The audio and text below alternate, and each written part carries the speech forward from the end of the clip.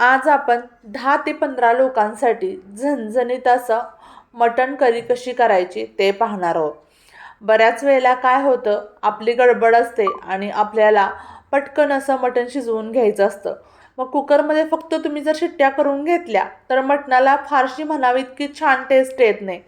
मग त्यासाठी काय करावं बरं, हे सुद्धा मी त्या व्हिडिओमध्ये सांगितलेलं आहे. सोबतच खूप सारा मसाला घातला, खूप सारं काय बाय घातलं तर तुमचं मटण छान होतं असं अजिबात नाही.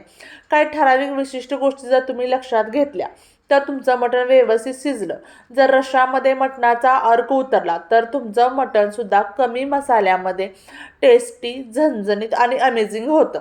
तर मी सांगितल्या पद्धतीने की याचा डिटेल व्हिडिओ फेसबुकवरती आहे, सोबतच यूट्यूबवरती आहे, इन्स्टावरती सुद्धा आहे. याच्या सर्व चॅनल सर्च करत असताना मात्र स्वाद रेसिपी क्षमा शिकलगार असं टाईप करायचं, म्हणजे चॅनल पटकन सर्चिंगमध्ये येतं, कारण चॅनल अजून नवीन आहे.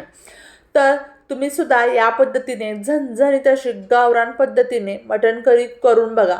मी अगदी परफेक्ट मेजरमेंट सांगितलेलं आहे. सो तुम्ही सुद्धा नॉनव्हेज प्रेमी असाल तर या पद्धतीने मटण करी करून बघा. आणि जर का तुम्हाला माझ्या रेसिपी आवडत असतील तर प्लीज चॅनलला लाईक, शेअर, सबस्क्राईब आणि फेसबुकवर फॉलो करायला विसरू नका. पुन्हा भेटूया अशाच झणझणीत जायकेदार रेसिपीसोबत. तोपर्यंत बाय.